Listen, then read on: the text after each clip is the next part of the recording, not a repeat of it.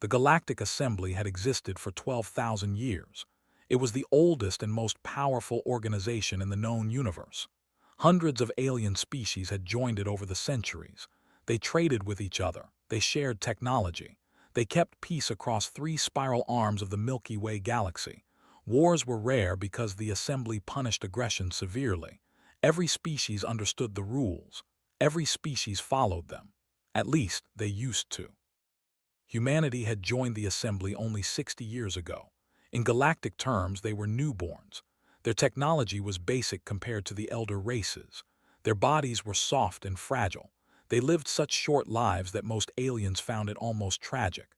A human could be born, grow old, and die in the time it took some species to finish a single meal. They seemed weak. They seemed harmless. But something about humans made the older races uncomfortable. There was a look in their eyes, a hunger, a refusal to accept limits. The Assembly watched them carefully, and after just 2 decades they created a new rule. It was simple. It was clear. Do not tamper with Earth's fleet. Admiral Jack stood on the bridge of the S Resolute. It was the flagship of Earth's Third Fleet, a massive warship that carried enough firepower to destroy a small moon. Jack was 52 years old. His hair had turned silver at the sides, but his body was still strong. His eyes were sharp and cold like winter ice. He had commanded ships for 30 years. He had fought in 3 wars. He had buried friends and enemies alike. Nothing surprised him anymore. Commander Lisa Hart stood beside him. She was his second in command, a woman in her early 40s with short brown hair and a calm face. She watched the tactical display with steady attention. Green dots represented friendly ships. The Third Fleet had 27 vessels spread across the sector. They were on a routine patrol near the neutral corridor, a stretch of empty space that belonged to no one. Lieutenant Ben Torres worked at the communications station. He was young, barely 25, with nervous energy that made him fidget constantly. He suddenly sat up and turned toward the admiral. He reported that they were receiving a transmission from the delegation. Jack nodded slowly. He told Ben to put it through. The main flickered and came to life. A face appeared. It was not human. There were reptilian creatures with scales that shimmered in different colors depending on their mood. They had 3 eyes arranged in a triangle on their faces. This particular was old. His scales had faded to a dull gray.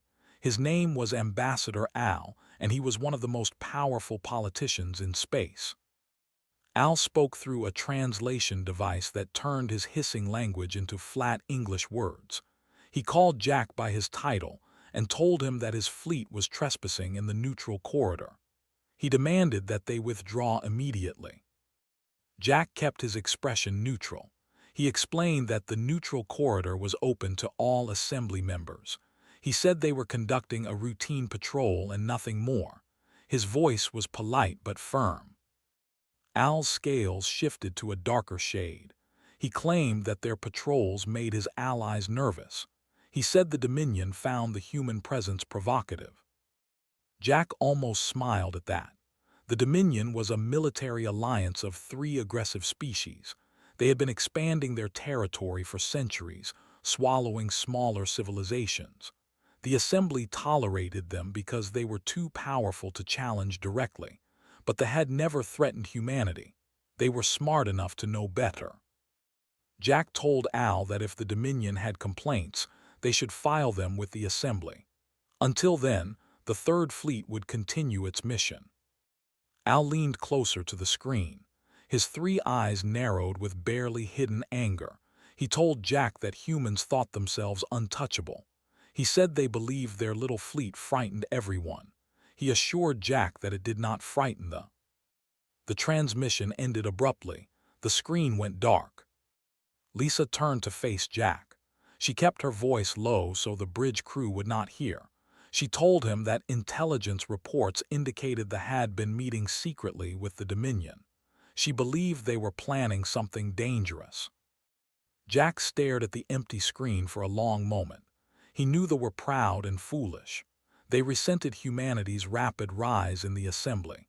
They hated that a species so young had already gained so much respect. but surely they would not be stupid enough to start a war. He finally spoke. He said they had been warned.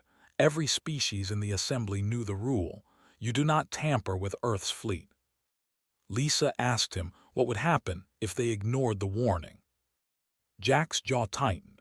His hands curled into fists at his sides. He said they would learn why that rule existed. The Third Fleet continued its patrol for the next several days. Jack ordered increased sensor sweeps and combat drills. His captains pushed their crews hard. They practiced battle formations and emergency protocols.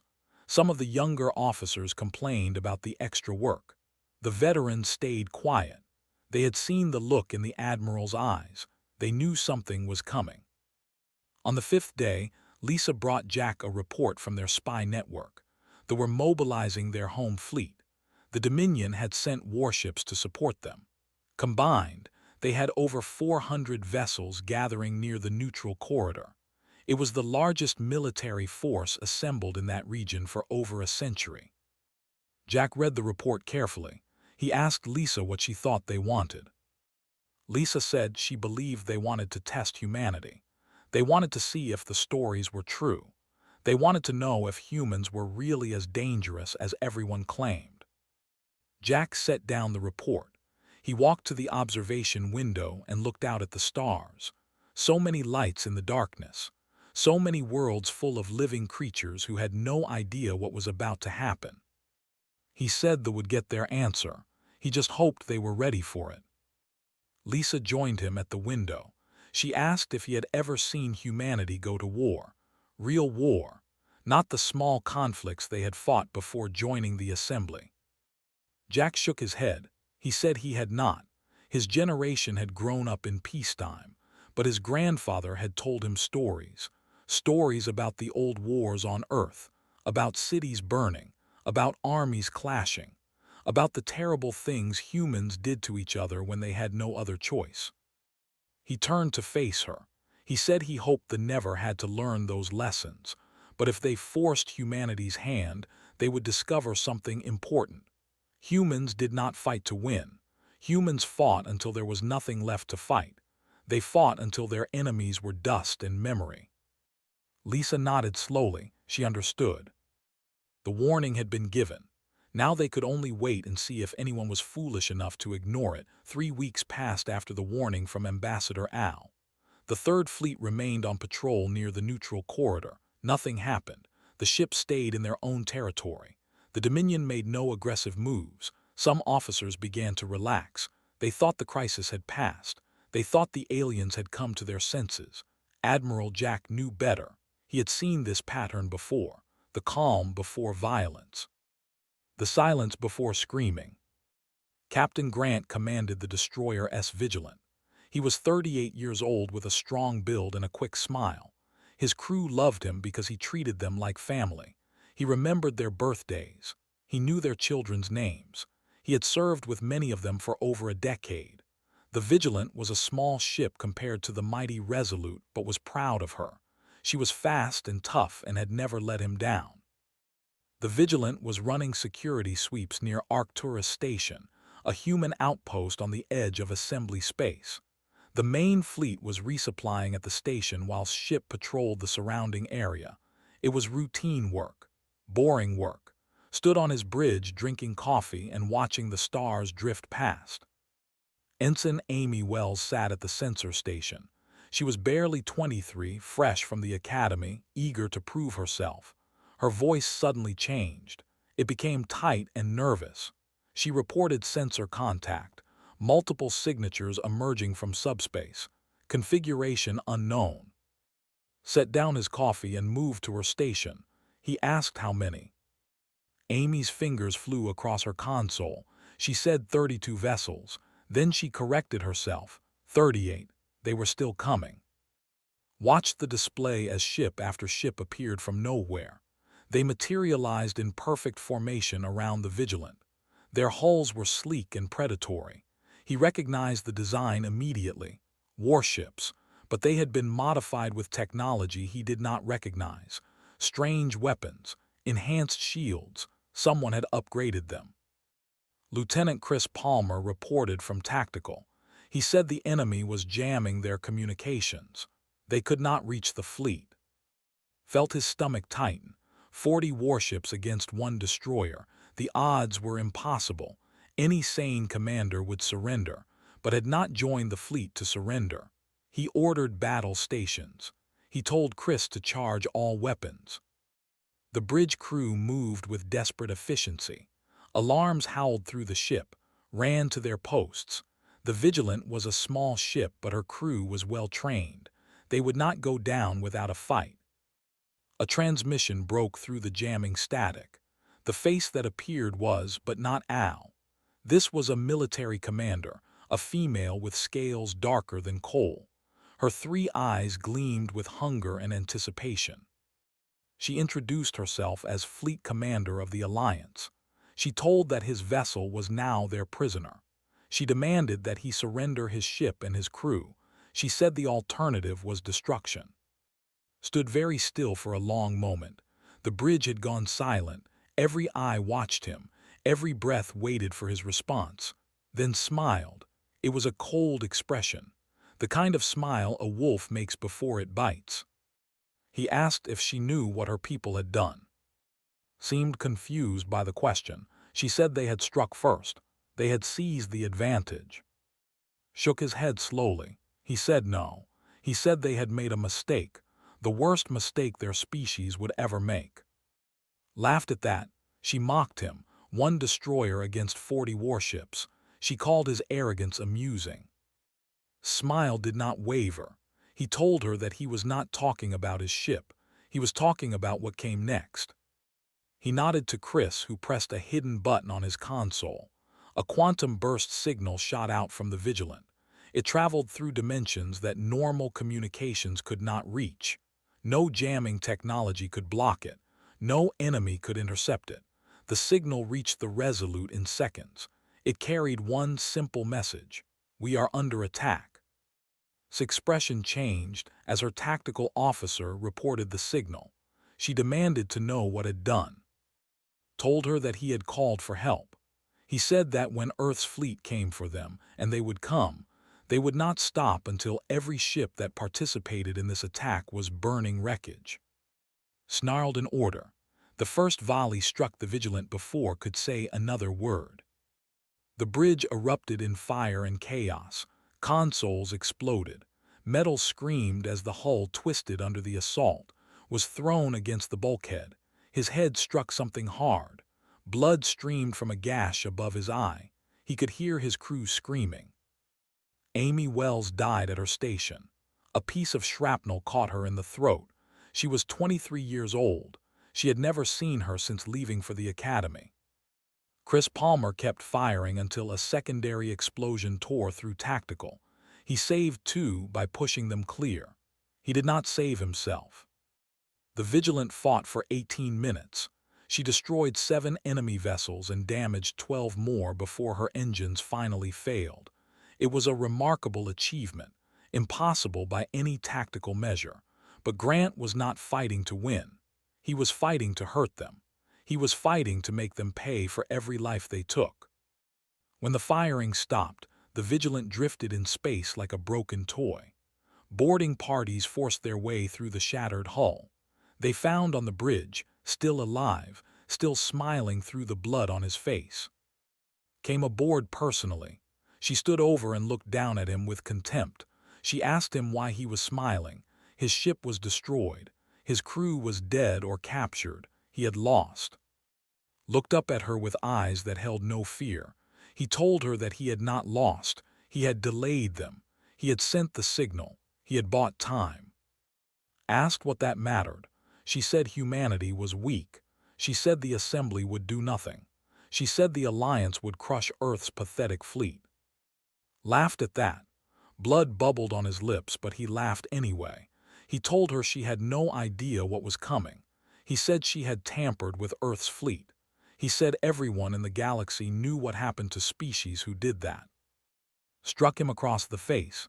She ordered her soldiers to take him away. Grant was executed 3 days later. They recorded it and broadcast the footage across assembly space. They wanted to intimidate humanity. They wanted to show the galaxy that humans could be killed like anyone else. They did not understand what they had done. They did not know that every human who watched that footage felt something ancient and terrible awaken inside them. They did not realize that Grant's smile haunted their dreams because he knew something they did not. Humanity was coming, and humanity was angry. Part 3, The Response. Admiral Jack received the quantum burst signal in his quarters aboard the Resolute. He was reading a book when the alarm sounded. He set the book aside and walked to his personal terminal. The message was short, 3 words: "We are under attack." It came from the Vigilant. It came from Grant. Jack stared at those 3 words for a long time. He had known for 15 years. He had watched him rise from a nervous ensign to a confident captain. He had attended his wedding. He had held his newborn daughter, was more than a subordinate. He was family. Jack stood up slowly. His hands were steady. His breathing was calm. But inside, something cold and terrible was growing. He walked to the bridge with measured steps. Every officer who saw him moved out of his way. There was something in his eyes that made them afraid. He reached the bridge and stood at the center console. Commander Lisa Hart turned to greet him, but the words died on her lips when she saw his expression. Jack spoke in a voice that carried across the entire bridge. He told Lisa to signal all ships. Code Omega. Lisa's face went pale. Code Omega was the highest alert level in the human fleet. It meant total war. It meant no mercy. It required confirmation from Earth Command before activation. She reminded Jack of this requirement. She said they needed authorization. Jack looked at her with eyes like frozen steel. He said Earth Command would confirm. He told her to send the signal. Lisa hesitated for only a moment. Then she turned to her console and transmitted the order. Within minutes, every ship in the Third Fleet received the message. Captains who had been sleeping woke up. Officers who had been relaxing rushed to their stations. The fleet transformed from a routine patrol into a weapon of war. But Jack was not finished. He ordered Ben Torres to send emergency transmissions to every human fleet in the galaxy. First Fleet near Sol, Fifth Fleet in the Orion sector, Seventh Fleet at the shipyards. He wanted them all. He wanted every warship humanity possessed. Ben asked if they were really going to war. Jack did not answer.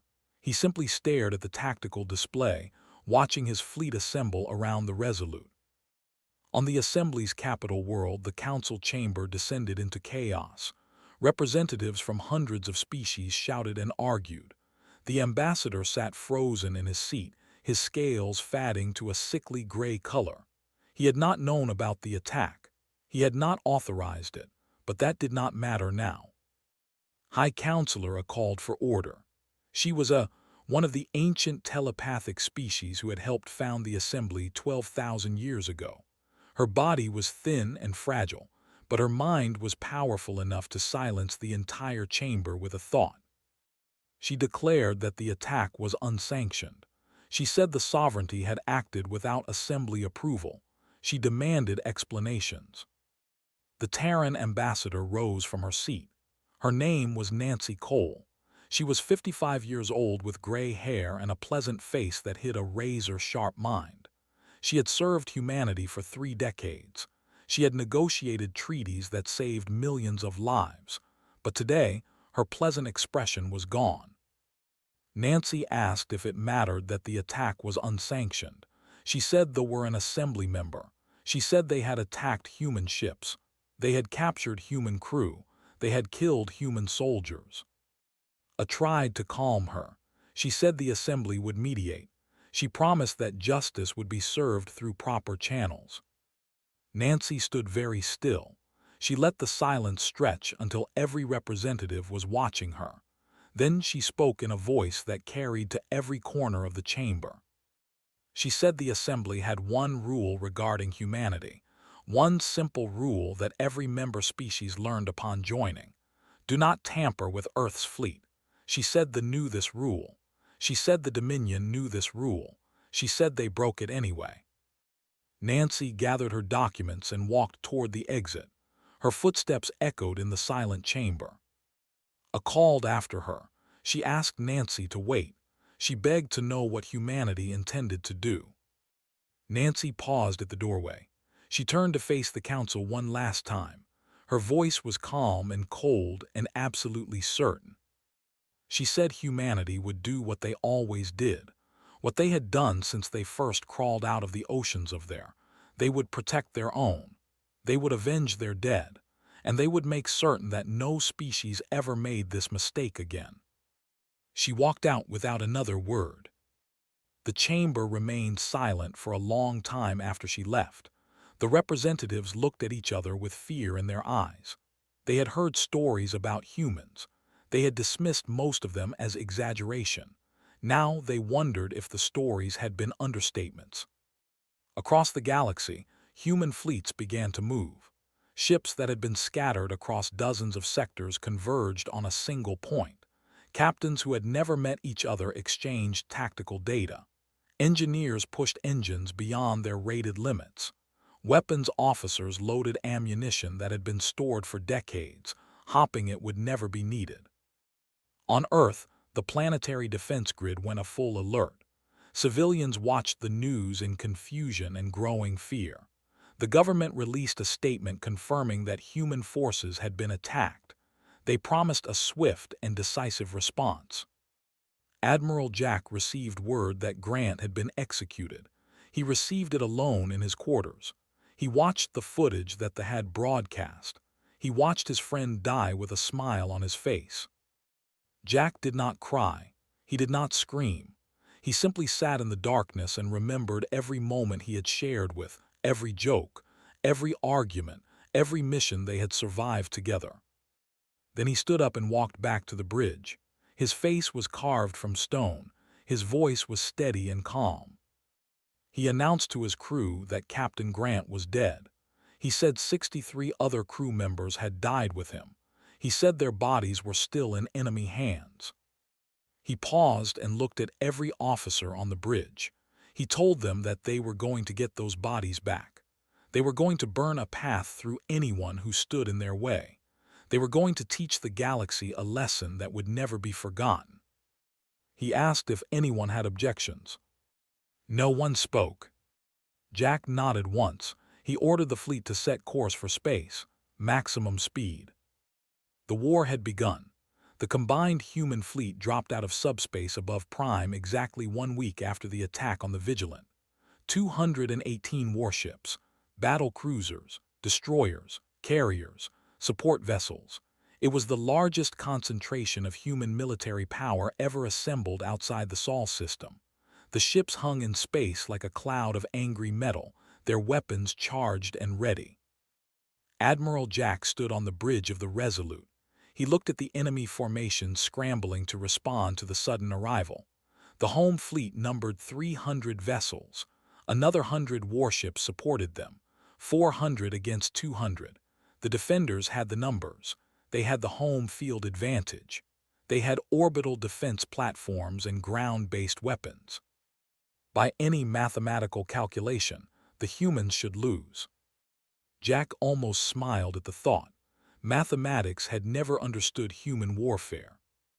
Commander Lisa Hart reported that the High Command was requesting communication. Jack told her to open a channel. Fleet Commander appeared on the... Her dark scales had lost some of their luster. Her 3 eyes moved nervously. She was not as confident as she had been when she captured the Vigilant. She called the attack unprecedented.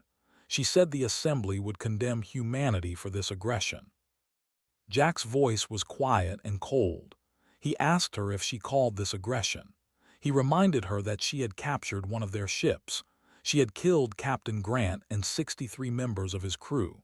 She had broadcast their executions to intimidate humanity. He stepped closer to the screen. He told her that was not aggression. That was a declaration of war. His voice became desperate. She offered to negotiate. She promised to return the survivors. She offered reparations. Jack shook his head slowly. He said there would be no negotiation. He turned to his tactical officer, Lieutenant Daniel Hayes, and gave the order, "All ships commence attack." The human fleet surged forward like a wave of destruction. What followed would be studied by military historians across the galaxy for centuries. The battle lasted 9 hours. 9 hours of constant fighting. 9 hours of explosions and death and terrible violence. Human ships fought with a ferocity that logic. They took damage that should have been fatal and kept firing. They refused to retreat even when surrounded. They sacrificed themselves to protect damaged allies. A crippled cruiser rammed an enemy battleship rather than surrender. A carrier kept launching fighters until its flight deck collapsed into molten slag. But more than raw courage, the humans fought with creativity that the rigid commanders could not match. They adapted in real time. When one strategy failed, they invented another within seconds.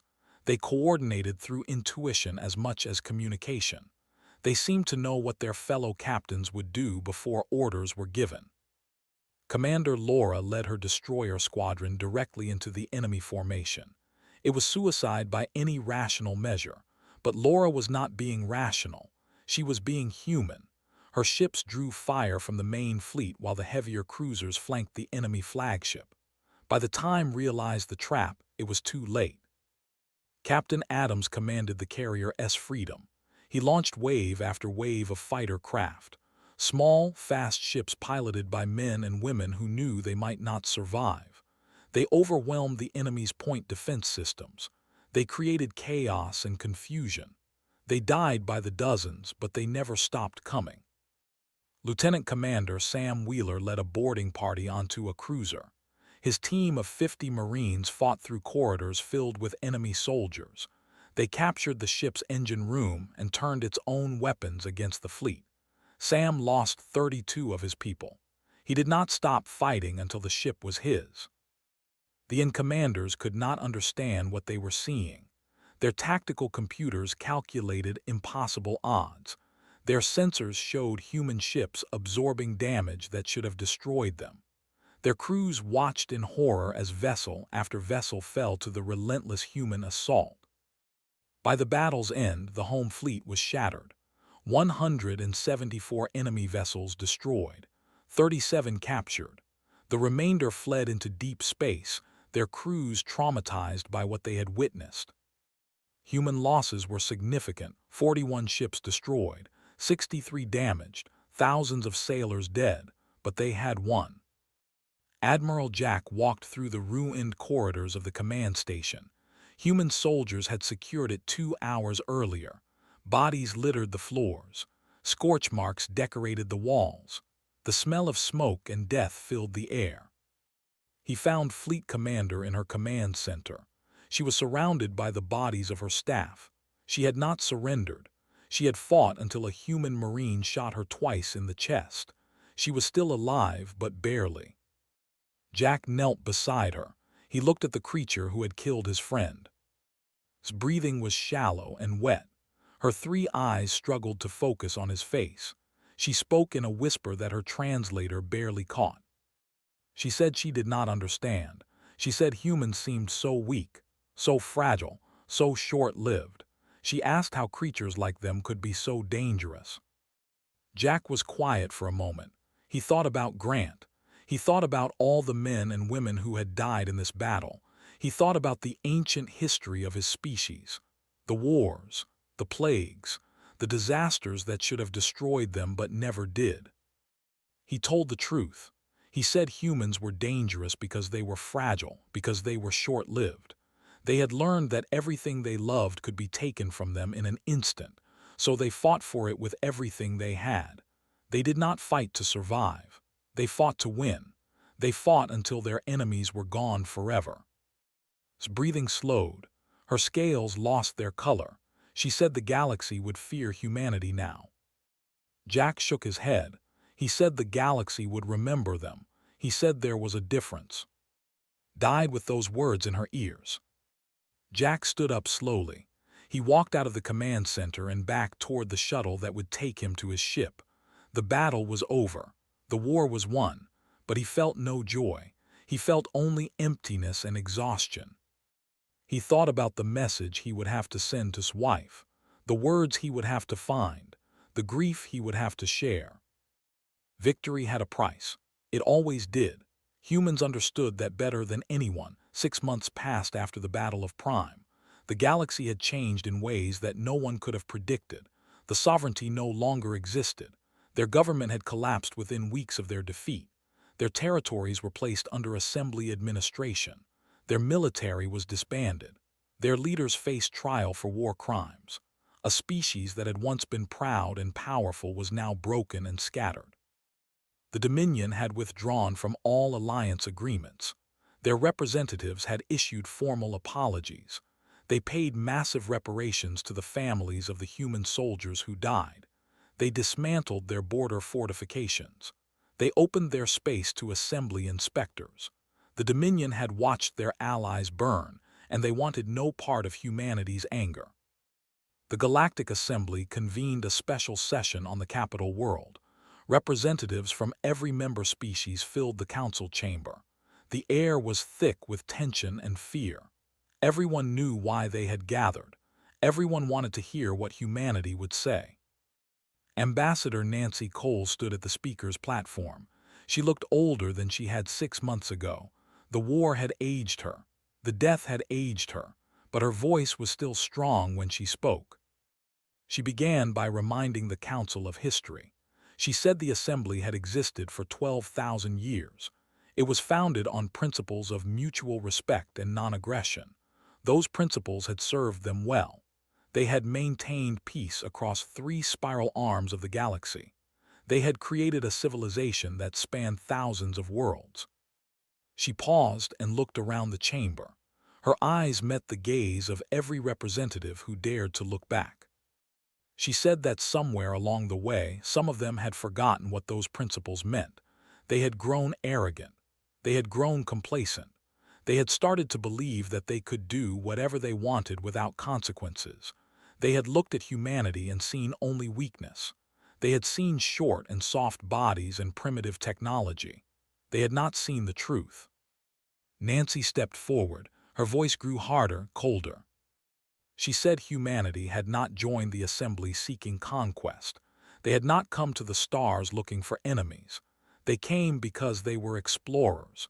They came because they believed the universe held wonders beyond imagination. They wanted to see those wonders. They wanted to share them with others. But they were also survivors. Their history was written in blood and fire. They had fought plagues that killed millions. They had fought famines that starved entire continents. They had fought world wars that nearly destroyed their planet. They had faced extinction more times than they could count. And they had climbed out of every grave that fate had dug for them. They had learned through all that suffering one fundamental truth. Nancy's voice dropped to barely above a whisper. The chamber was so silent that everyone could hear her clearly.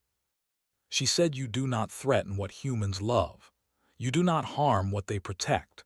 Because if you do, if you push them to that point, they will burn everything to ashes before they let you take it from them." She straightened and looked around the chamber once more. She reminded them that they knew the rule. The Dominion knew the rule. They tampered with Earth's fleet anyway. Now the civilization existed only in history books and memorial stones. There was occupied. Their people were refugees. Their name had become a warning. She said this should be the lesson. This should be the warning that echoed through the next 12,000 years. Humanity wanted peace. Humanity offered friendship. Humanity hoped to never fight another war like this one. But if anyone ever threatened them again, they would learn that humans were also very good at war. Nancy walked away from the platform without waiting for a response. Her footsteps echoed in the silent chamber. No one tried to stop her. No one had anything to say. In the weeks that followed, the assembly passed new laws. The restrictions on human expansion were lifted. Humanity gained permanent seats on every major council. Their trade rights expanded dramatically. Their voice in galactic politics grew louder than species who had been members for thousands of years. Some representatives complained that it was unfair. They said humanity was being rewarded for violence. They said the assembly should not give in to threats. The High Counselor listened to these complaints with ancient patience. Then she reminded them of a simple fact. Humanity had not started the war. They had tried to avoid it. They had warned them repeatedly. They had followed every rule and protocol. When the attack came, they had simply responded in the way their nature demanded. She said the assembly was not rewarding violence. They were acknowledging reality. Humanity was a force to be respected. The sooner everyone accepted that, the safer the galaxy would be. Admiral Jack retired from active duty 1 year after the battle. He had served humanity for over 3 decades. He had fought in more battles than he could remember. He had lost friends and enemies and pieces of himself along the way. It was time to rest. He returned to Earth and bought a small house near the ocean. He spent his days walking on the beach and watching the waves. Sometimes he thought about Grant. Sometimes he thought about all the others who had died. He never forgot them. He carried their memories like stones in his pocket. Commander Lisa Hart took command of the Third Fleet. She was promoted to Admiral 2 years later. She continued Jack's legacy with skill and dedication. The fleet remained strong. The fleet remained ready. On every world in the assembly, in every military academy, in every language spoken across the galaxy, new officers learned the same lesson on their first day of training. Their instructors repeated it until they could recite it in their sleep. There is one rule that supersedes all others, one warning that must never be ignored. Do not tamper with Earth's fleet. They had known this rule. They had ignored it anyway. They had believed that humans were weak because they were small and fragile and died so quickly. They had not understood that humans were dangerous precisely because they knew how fragile life was. They fought to protect it with every fiber of their being. They fought with a desperation that no long-lived species could match. They fought because they knew that tomorrow was never guaranteed. The galaxy remembered this lesson. Peace lasted for generations. Wars became rare. Species that once would have attacked each other instead chose diplomacy. All because of one simple rule. Do not tamper with Earth's fleet. They knew they did it anyway, and they paid the price. Humanity hoped no one else would make the same mistake. But if they did, humanity would be ready. They always were.